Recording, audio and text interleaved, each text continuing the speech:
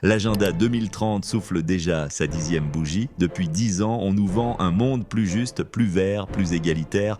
Mais après une décennie, il est temps de faire le point. Officiellement, tout va bien.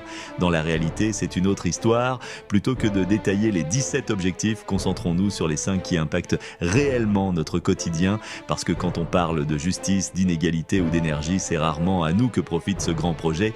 Commençons par la pauvreté. L'objectif est de la réduire, mais 9,3 millions de Français vivent sous le seuil de pauvreté. Les Restos du Cœur n'ont jamais eu autant de demandes et faute de moyens, ils doivent refuser des bénéficiaires. La réponse du gouvernement, des chèques énergie et des primes qui disparaissent en un clin d'œil. En deuxième position, la faim. Oui, en 2025 en France, des millions de personnes sautent des repas. En 2020, 7% des ménages étaient en insécurité alimentaire, un chiffre qui explose avec l'inflation.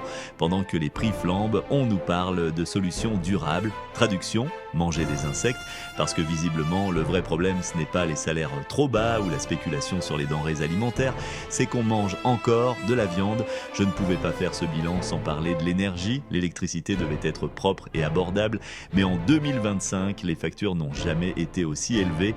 On nous demande de baisser le chauffage, d'éteindre nos lumières, pendant que les jets privés tournent à plein régime. Mais ne vous inquiétez pas, on va sauver la planète en interdisant les vieilles voitures diesel et en multipliant les éoliennes inutiles. Parlons des inégalités. L'agenda 2030 promettait un monde plus équitable, mais en pratique, les 10% les plus riches possèdent plus de la moitié du patrimoine national.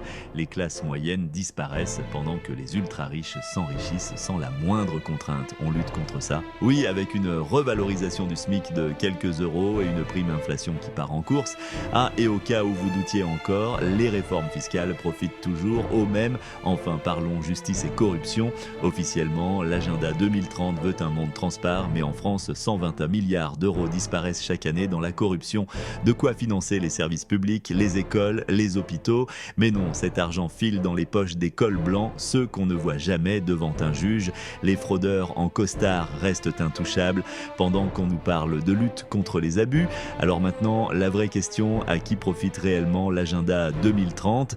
Parce que bizarrement, ce sont toujours les mêmes qui s'en sortent bien. Les pauvres sont plus pauvres, les riches sont plus riches et au milieu, on nous demande de faire des efforts. Au final, l'agenda 2030 n'a rien d'un projet pour améliorer nos vies. C'est un outil pour taxer, contrôler et imposer un modèle de société taillé pour les élites.